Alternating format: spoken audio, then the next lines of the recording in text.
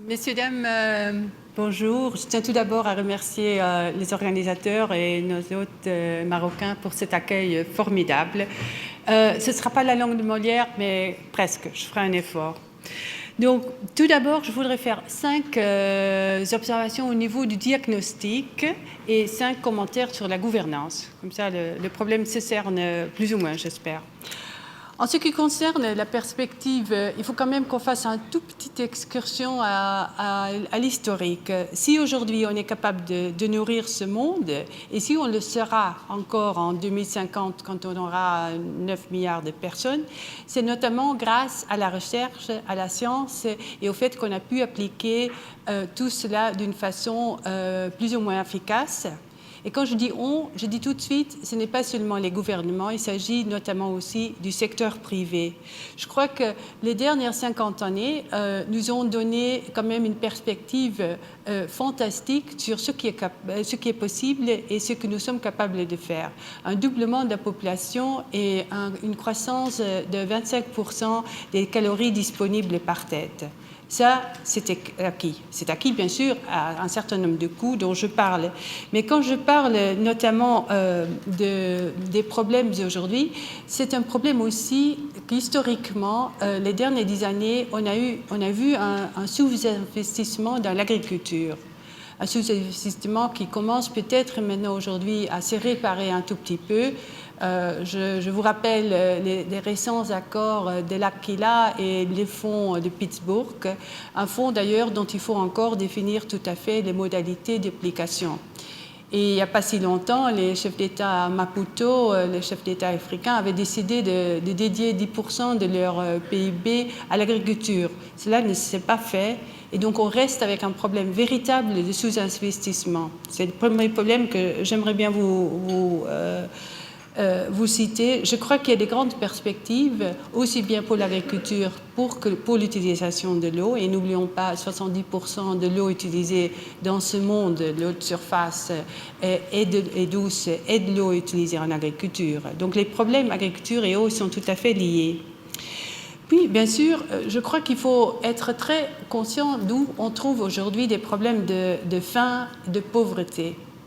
Ce n'est pas nécessairement partout. En fait, les grandes poches historiques de la faim et de la pauvreté se trouvent dans des situations caractérisées par des conflits, souvent violents, entre États, là où il y a des États faibles ou non existants, et là, de temps en temps, mais de façon beaucoup plus temporelle, où il y a des problèmes de désastres naturels. Je parle dans le dernier cas, par exemple, de la Birmanie, État faible et désastre naturel, et pour les deux autres cas, État faible et conflit du Darfour, du Congo. En fait, aujourd'hui, nous savons que la Chine a été capable, en à peu près 10 ans, de lever 400 millions de ses habitants en dehors de la pauvreté et en dehors de la faim. Donc, dans ce sens-là, il y a vraiment des potentialités énormes. Et je dis, avec la science actuelle, je crois qu'il faut dire tout de suite, en termes de sécurité, comme ça a été tellement ce matin le thème de nos débats, ces zones où il y a la pauvreté et la faim ne sont pas nécessairement les zones qui engendrent le terrorisme. En fait, là où je vois un lien entre pauvreté, faim et disons, possibilité de conflits violents, c'est beaucoup plus une question d'hommes, notamment d'hommes jeunes en milieu rural, sans perspective, qui migrent vers les villes. Donc cette relation entre pauvreté, faim et terrorisme, elle est complexe. Elle n'est pas non existante, mais complexe. Je crois que le grand problème que nous avons aujourd'hui en agriculture, c'est le problème des zones rurales.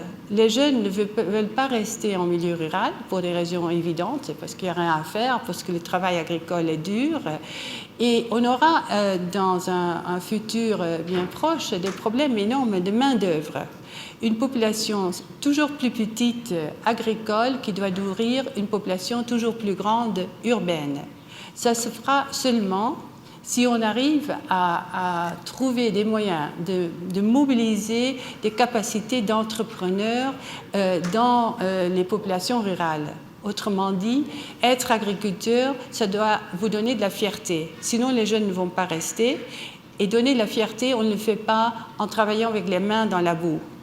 Il faut une mécanisation rapide, adéquate et adaptée. Il faut des intrants, des engrais, des semences, et il faut un système de financement qui permet des épargnes, qui permet des crédits aux agriculteurs. Des choses tout à fait évidentes, mais qui ne sont toujours pas là, malgré 30 ans de recherche et 30 ans d'aide au développement.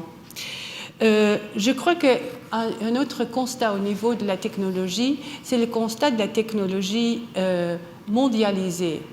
Aujourd'hui, le grand innovateur de l'agriculture se trouve en Chine. C'est la Chine qui a développé les riz hybrides.